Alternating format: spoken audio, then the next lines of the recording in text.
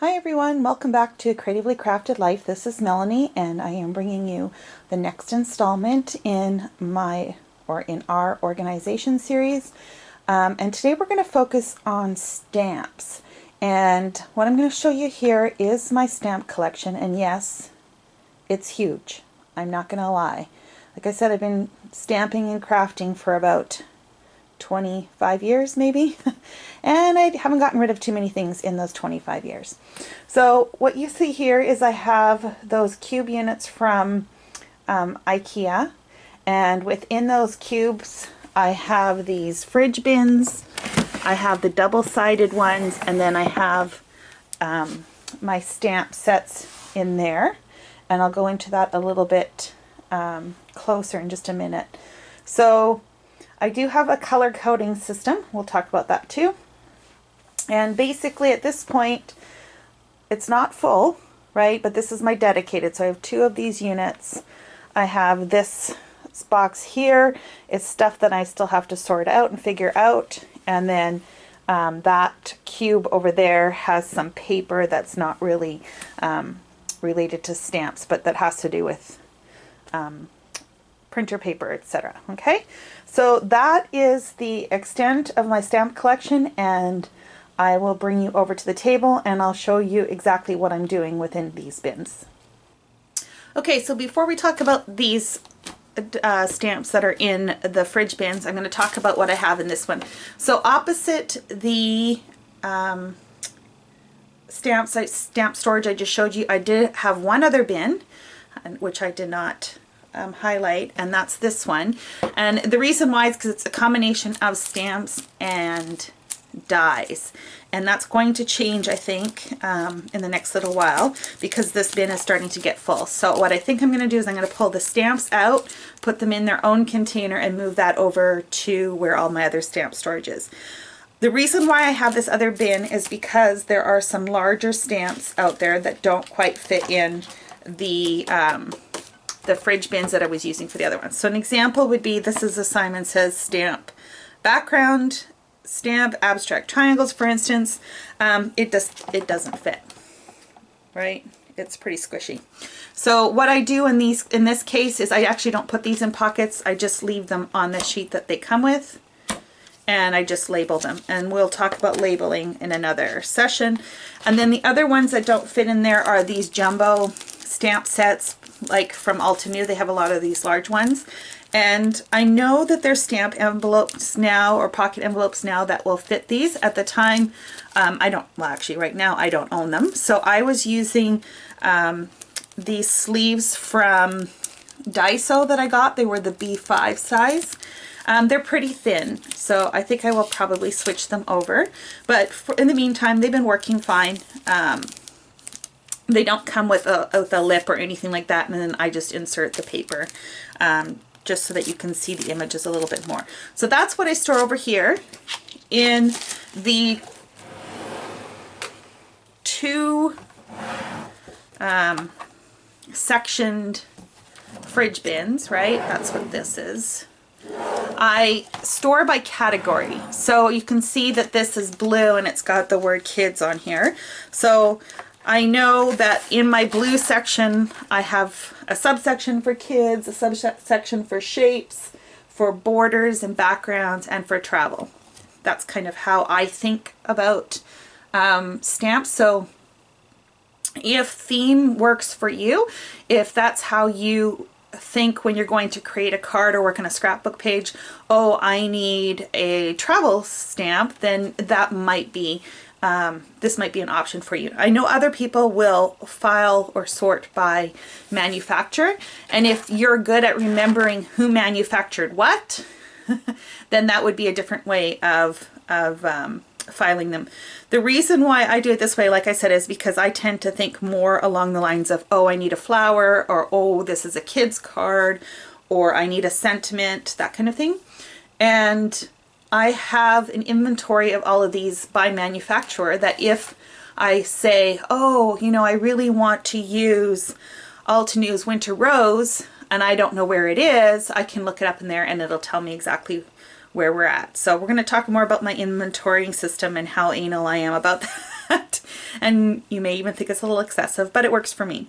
So in these containers, I have five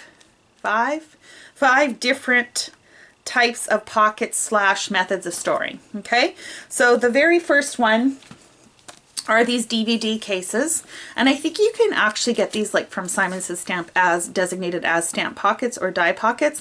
I just got these particular ones off of Amazon, and I bought, I don't know, like 5,000 of them or something stupid like that, so they're gonna last me for a long time. They're pretty good thickness, and I will keep any of my small stamp sets in these. Now, I don't mind having the different levels. If that is something that bothers you, then you will want to, you know, pick one that's going to fit most of yours, your stamp collection, and then go from there. So that's the small size. Then I have the regular standard one that's been out forever. I think Avriel was the first one that had these stamp pockets. It's not quite as thick as the plastic on here, but it's pretty durable. I haven't had any issues with them tearing or anything like that. And I know Jennifer McGuire has a lot of videos on her storage system, which is basically what I'm duplicating, because she also uses the fridge bins, which is where I got the idea from. So these are majority of your stamps will fit in here. Now here is a case of the next stamp size are these larger pockets. I think I got these from My Favorite Things, because My Favorite Things tends to have these longer stamp sets. This was one of them, but at that time they didn't have these pockets, so I actually cut this out and then put the sentiments on the back. So, you know, if that's something that bothers you, then get the larger pockets, especially now that they're available. For me, it's not such a big deal, right? They still work, they still function, they still have the backings, etc. So that's those, and then of course the larger. Then, as I mentioned in my first video, I was a Stampin' Up! Demonstrator for a large period of time, and actually this isn't a good one to show, but anyways, I was using their Stampin' Up! DVD cases, and these ones are actually clear, and I would probably put these back, like put them into the envelopes, only I had already them in here and I just didn't bother to switch them out. But normally what I reserve these for are the, this isn't very good. Normally what I reserve them for are the red rubbers, right? So Stampin' Up! When you get them, they come in this kit or in the DVD tin already, and I don't usually bother to repackage them. I will double up. I don't think I have any here that I have doubled up, but I will double up sometimes and put two stamp sets in one. Like this isn't really full, so if I was really tight on space and I had to condense, I would consider combining the two of these. And then all I would do is just take the insert out of here and put it on the back. Does that make sense? Hope so. So I do use these. Now when I was the first Stampin' Up! When I was first a Stampin' Up! Demonstrator, they didn't offer any cling mount. It was all wood mounted stamps, and I still have all of them, but what I did was I actually unmounted them. So I went through all my stamps and I peeled off, yes, that's right, I peeled off the red rubber from the wood block, and I peeled off the sticker that I had on the block, and I basically covered over top of the backing, and then I applied like a two-way glue pen, which I also got from Stampin' Up! And as you can see, it sticks pretty good. Actually, it sticks better than their cling mount stamp stick. But that's all I did, and this significantly cut back on the amount of space that I needed as a result. And so, like I said, I will double, you know, I will put more than one stamp set in. So I'm getting two stamps for two stamp sets in one DVD. And if you think about it, if I take two of these and compare, this is still less, right? But not bad, considering this is probably about half the size of this. So two, or I've even gotten up to 4 or 5 in here depending on the size of the set. So that's what I do with my red rubber is I will keep them in the DVD cases. Sometimes I will, like for instance, these ones here, they're not mounted. This is from Crafter's Companion. I will still just tuck these into one of the smaller containers. Smaller pocket envelopes, I guess is what I'm saying. And I do still have a few wood-mounted stamps. I don't have many, but I do have a few. I don't know why I haven't unmounted them. Probably because I like the image on the block. And I will use the Stampin' Up! DVD case that's the thicker. So if you were to compare the two, you can see it's significantly different in thickness. And the woodblock stamps will fit in here. Most of the woodblock ones I have are one-offs. They're not really sets, so I just, again, try and fill up a box per theme. Let me see, I haven't really tried too many other systems. Like I said, I started off with Stampin' Up, mostly Stampin' Up stamps, and I used the clamshell cases that they came in. But like I said, it just took up way too much room. So I unmounted everything. Like I said, stuck the image on the back side, applied some two-way glue, and that seems to be working pretty good. I'm pretty happy with that. And what else? I think that's pretty much it for stamp storage. I've never tried the binders. I just know right off the bat that that's not going to work for me. What I do like about this system is I can flip through fairly easily. I do label my stamps with the name of the stamp set. I think if I were to go back, I'd probably add the manufacturer on here. But to be honest, in probably about 90% of these, I remember who they are anyways. Like who the manufacturer is, and if not, like I said, I have that other inventory online that I can reference if I need to. Okay, so after I finished filming, I realized I had one other storage solution for stamps that I forgot to mention you about. So I had tried this particular solution for my stamps, and in smaller binder boxes, I guess is what they're called.